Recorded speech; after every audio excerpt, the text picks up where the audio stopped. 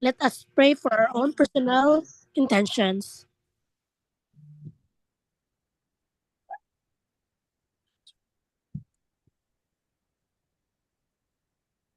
Let us pray. Lord, graciously hear us. Lord God, we thank you for the gift of this new liturgical year. May we be able to avail of every opportunity to draw ever closer to you, who live and reign forever and ever. Amen.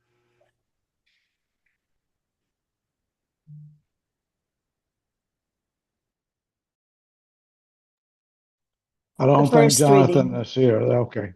Sorry. Advent is like a pilgrimage to the house of the Lord.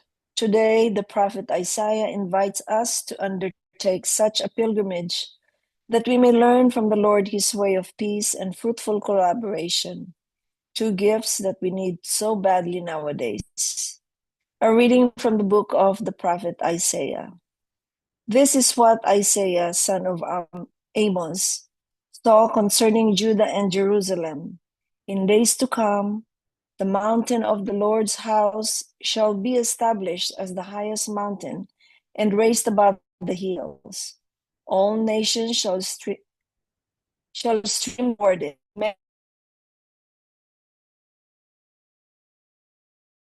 Mountain, to the house of the God of Jacob, that he may instruct us in his ways, and we may walk in the paths. For from Zion shall go forth instruction, and the word of the Lord from Jerusalem. He shall judge between the nations and impose terms on many peoples. They shall beat their swords into plowshares and their spears into pruning hooks. One nation shall not raise the sword against another, nor shall they train for war again. O house of Jacob, come, let us walk in the light of the Lord. The word of the Lord. Thanks be to God. Second reading. Advent is an invitation to leave behind the darkness of sin. Encouraged by the words of the Apostle Paul, we should move confidently into the brightness of God's grace and service. A reading from the letter of Paul to the Romans. Brothers and sisters, you know the time.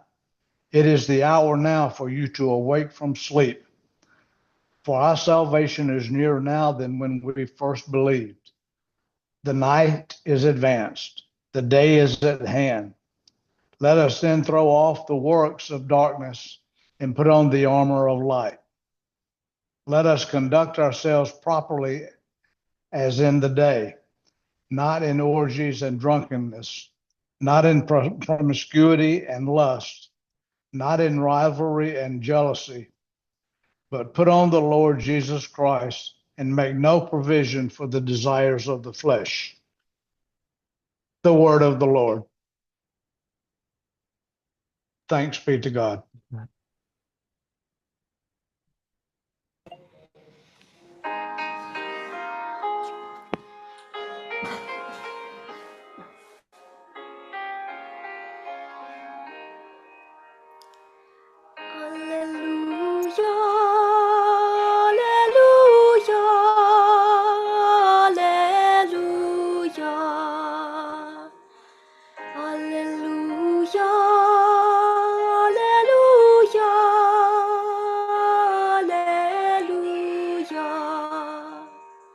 Show us, Lord, your love and grant us your salvation.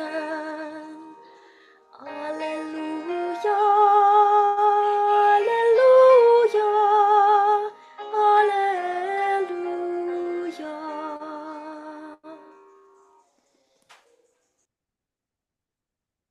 The Lord be with you. And with your spirit.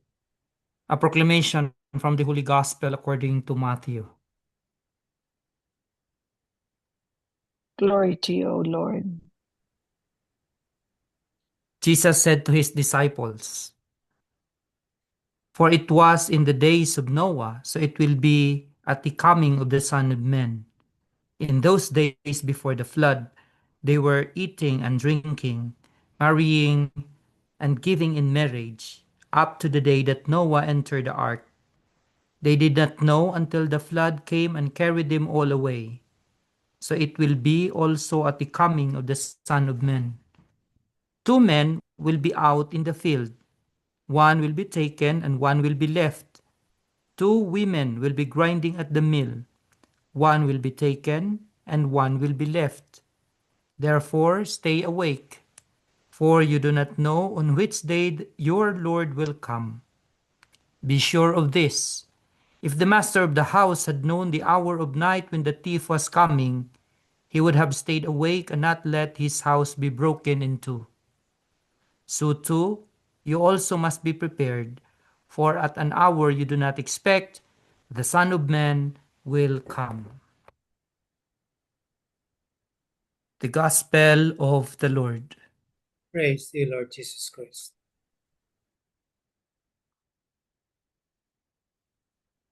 Can I share my slide? Okay.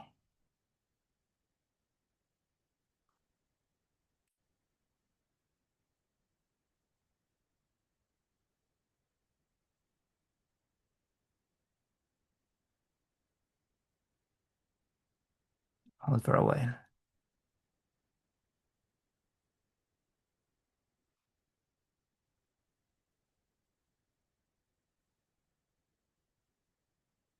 Brothers and sisters in the Lord, Happy New Year. This is the usual greeting that we have on the as we celebrate the new season of our liturgical, or when we enter into another liturgical year. By the way, let me fix my slide.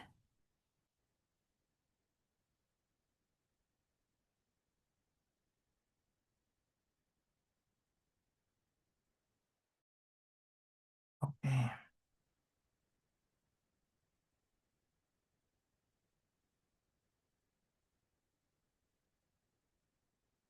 And by the way, belated celebration of the Thanksgiving to those our brothers and sisters in the US. No?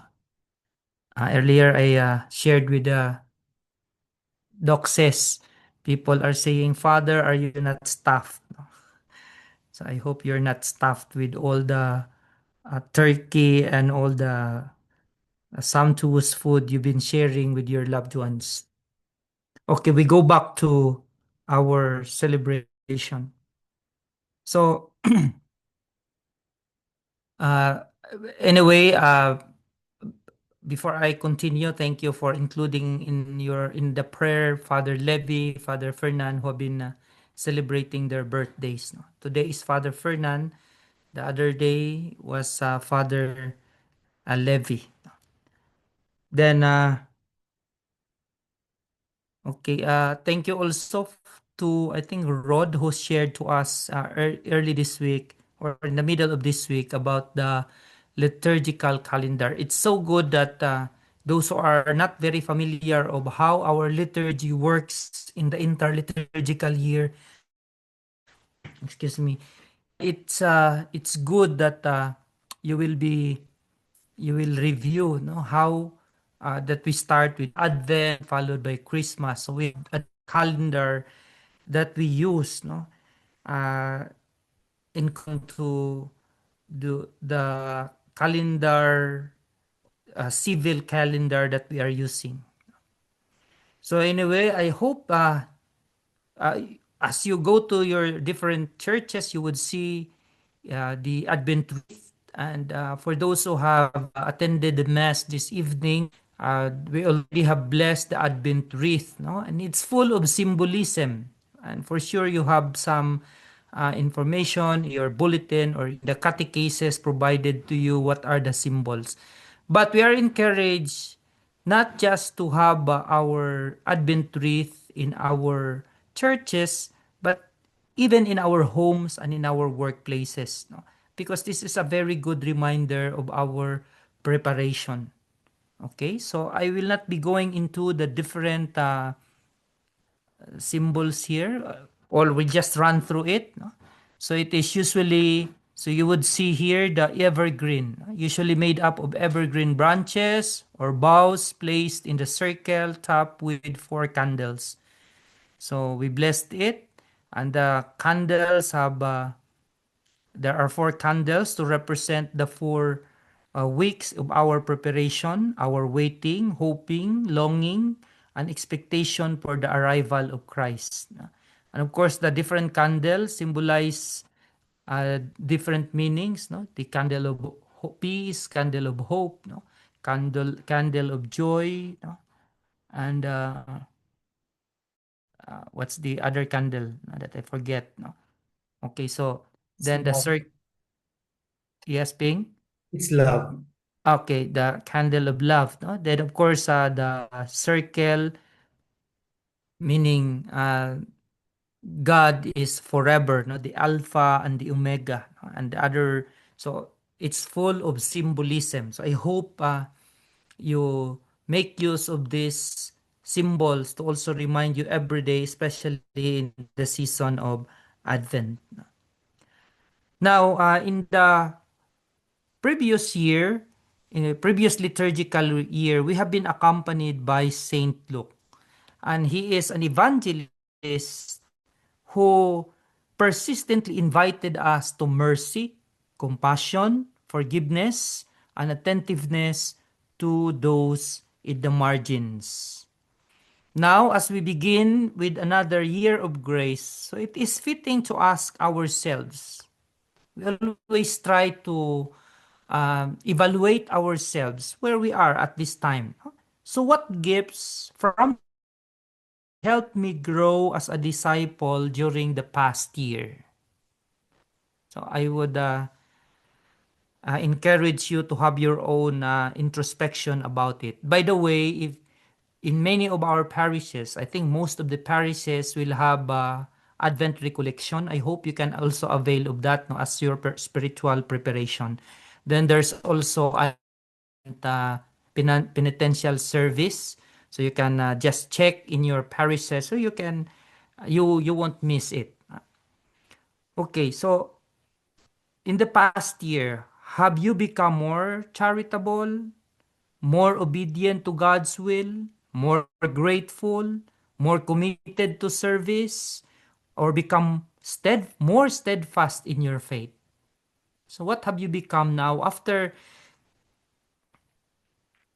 a year, no, of having been accompanied by the evangelist Saint Luke? And we must also ask, what still needs pruning, healing, and strengthening so that I may follow Christ more faithfully? Do I still need to deepen my knowledge of the faith? Or do you really take effort so that you will deepen your understanding of our Catholic faith? I hope and pray, no? So, or strengthen my prayer life? Do you work for justice or care more intentionally for creation, for our common home? So what is your participation of this in these areas? So I hope you can check on that and have your reflection and your own introspection. So brothers and sisters, Advent is a season of honest reflection, hopeful longing, and renewed desire for God. So we pray and ask the Lord to bring abundant fruit as we embark this new liturgical year. And again, I would commend those who are following, at least no, following us online, because this is one way of nurturing and deepening our own, not only our faith, but hopefully our understanding of the faith and challenging ourselves to become really a disciple of God, no, of our Lord. So with Advent, we also enter cycle A. So please understand, no? I hope those who are lectors here and those who are very familiar and who have been serving, especially in the church, maybe are very familiar of this. Our Sundays, especially during or in the entire liturgical year have been divided into 3 cycles. No? So we have year A, year B, and year C. Usually, or it's not usually, no, in our lectionary, if it's year A, we will be accompanied by Saint Matthew for most of the Sundays. And for year B, Saint Mark. So last year or last week, no, that we just ended with the Solemnity of Christ the King, we have Saint Luke. Okay. So where is Saint John? Saint John is actually a filler, meaning there are special occasions that we use the Gospel of John. But in the entire liturgical year, whatever year is that, so we just use one, mostly, no, one gospel writer. So now we are with Saint Matthew. What about, so this is for the Sunday. There is also a different cycle when we go to the daily celebration. So we have cycle 1 and cycle 2. For cycle 1, it is in odd numbered years. So now we are 2026. So 2025, 2026. So we will be in cycle 2. Okay, so used in even numbered years. So just for your appreciation and a better understanding. So accordingly, in a 5-year time, we will be able to hear most of what is written in the scriptures. Also, let's go back a little to the history of Advent. So, by the way, Saint Matthew, he was writing on around 80 to 90 AD. And he arranges Jesus' teaching into 5 great discourses, echoing the 5 books of Moses. So please understand that the different evangelists have different perspective and emphasis of how they understand and how they see Jesus. So it's not all the same. So although Saint Mark was the first evangelist, accordingly Saint Matthew copied 90% of what was written by Mark. And he added something of his own or from his own experience. So that is why he has a longer gospel than Saint Mark. I think Saint Mark has only 15 chapters, more or less, if I'm not mistaken. Then Saint Matthew has more than 20, 25 or 26 chapters in his book. So they have different emphasis. So for Matthew, his teachings, it echoes the 5 great discourses, as I mentioned, echoing the 5 books of Moses. So what are the 5 books? The first 5 books, no? Genesis, Exodus, Leviticus. So they have attributed it to Moses. His gospel reveals Jesus as the long-awaited Messiah, the new Moses, and the fulfillment of God's promises. So as we study and as we listen to Saint Matthew, this was the recurring theme that he emphasized, no? That Jesus is the long-awaited Messiah. He is the new Moses and the fulfillment of God's promises. Now a little, so this one we have here Matthew. And it's good to understand who is this evangelist, so that in his writings, we will also have a deeper appreciation of what he is writing. So, before we turn to the gospel today, the church invites us to understand the season that frames it. So, Advent developed gradually beginning in the 4th century as Christians prepared for the celebration of Christ's birth. In our previous,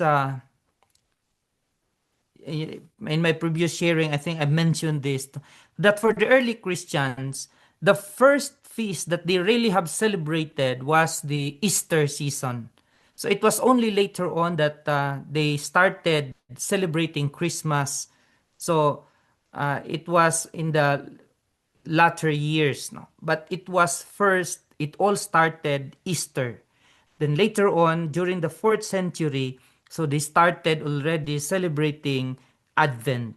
So by the time of Pope Gregory the Great in the 6th century, Advent took on the 4-week pattern we know today. So it was already 6th century.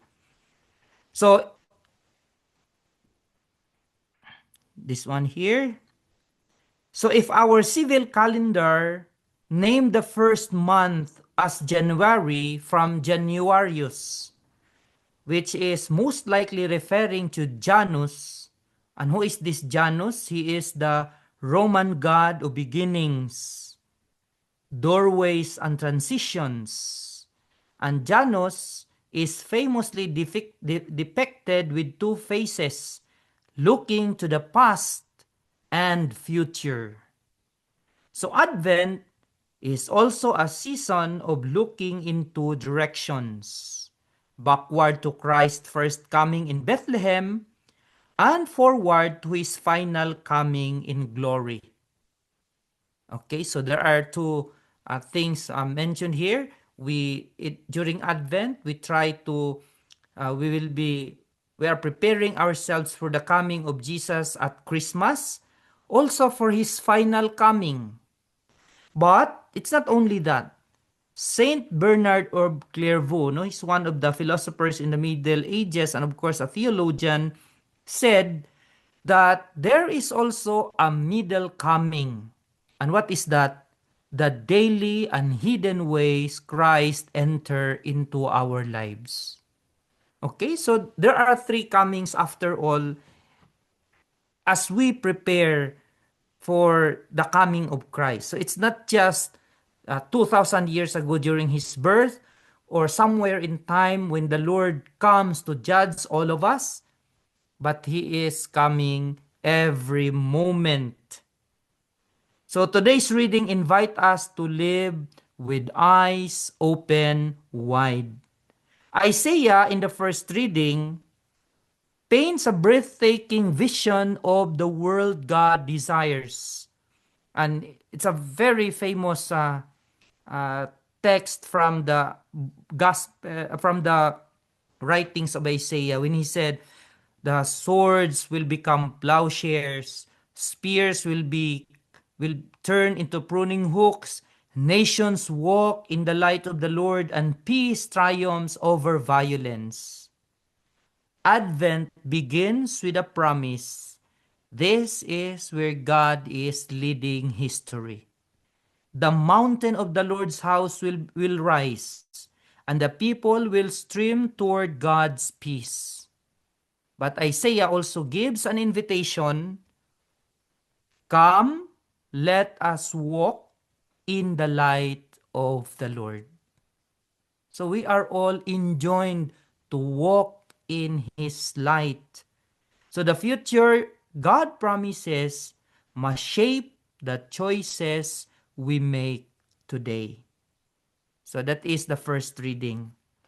We now go to the second reading. St. Paul adds urgency when he said, "It is the hour now for you to wake from sleep."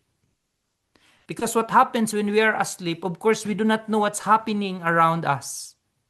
So spiritually, we can be like that. We can be drowsy. We can be sleeping. And we are not anymore concerned of what is going on. Okay? And the verb he used here from the Greek word igero. And accordingly, it is the same verb used for resurrection. And he is calling us to spiritual awakening, to step out of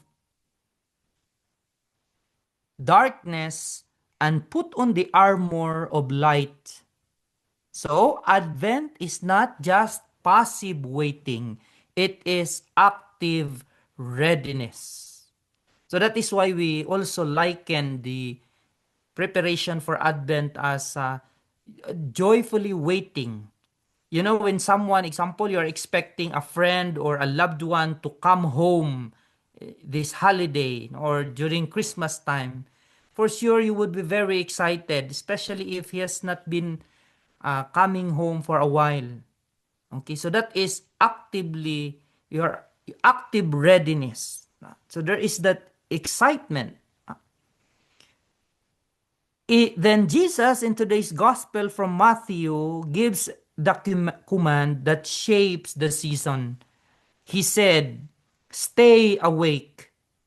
So Matthew uses the verb gregoriete. So look at this. Paul used igero.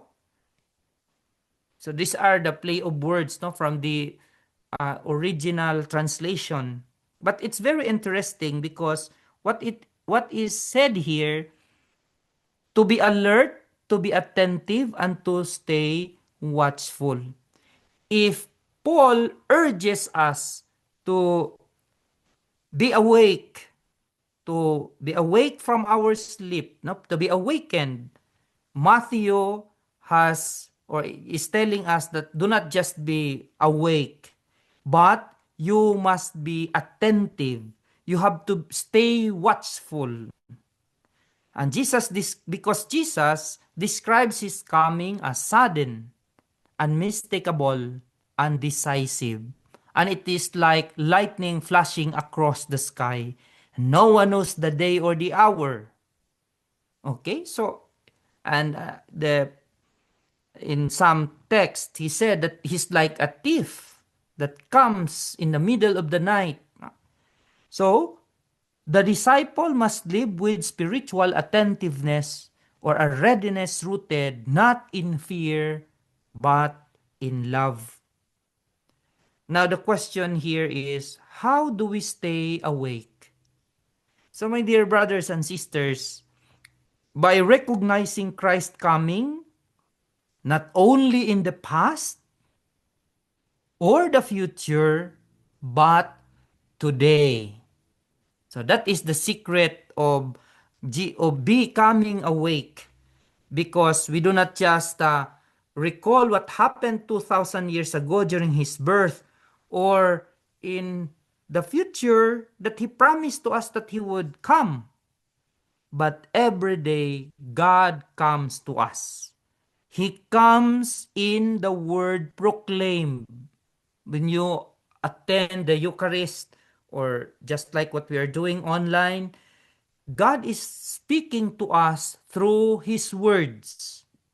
In the Eucharist received, or in the quiet nudges of conscience. In your silence, something is telling you within. Or in moments of grace. Or in people who need our compassion.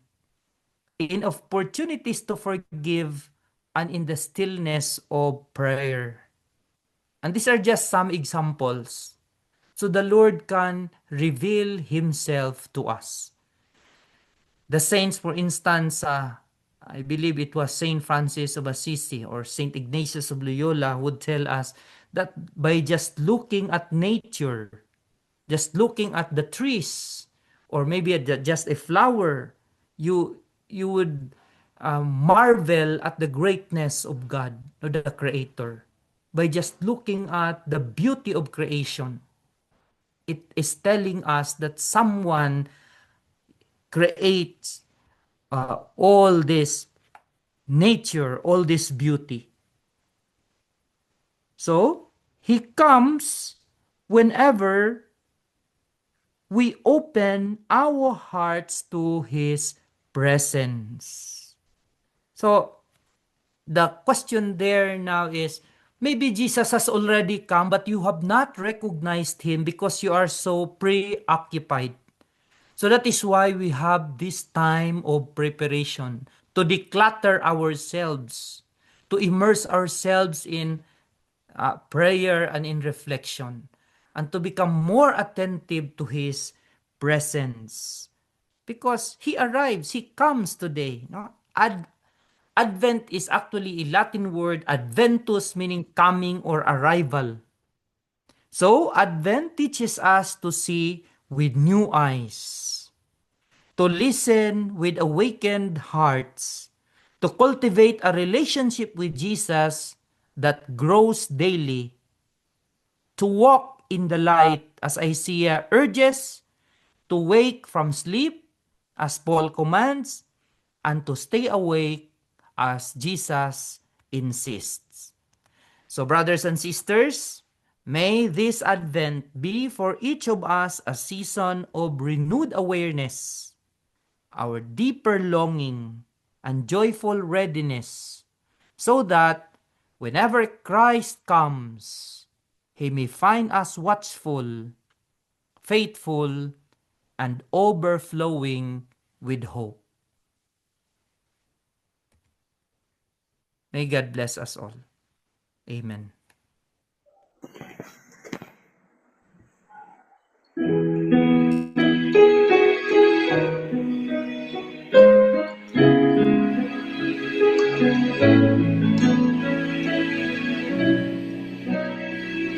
To see the face of God is my heart's desire.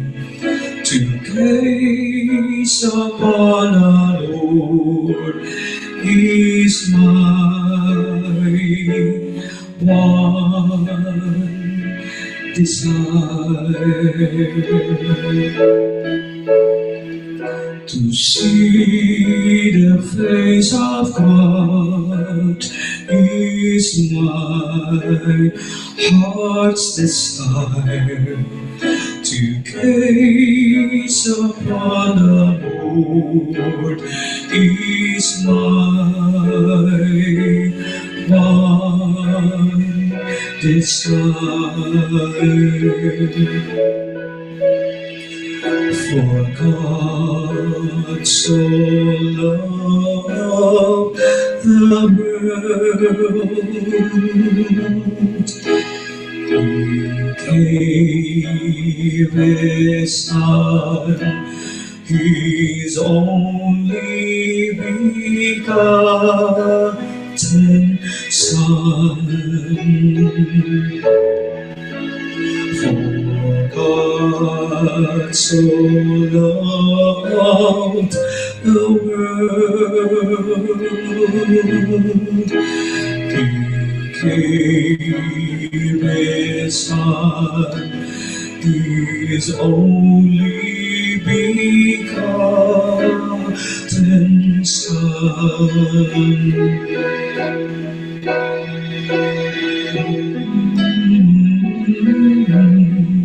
And they shall call me Emmanuel, the Prince of Peace, the hope of all the world. God so loved the world, Emmanuel, the Prince of Peace, the hope of all the world. To see the face of God is my heart's desire. To gaze upon the Lord is my one desire. To see the face of God is my heart's desire. To gaze upon the Lord is my one desire.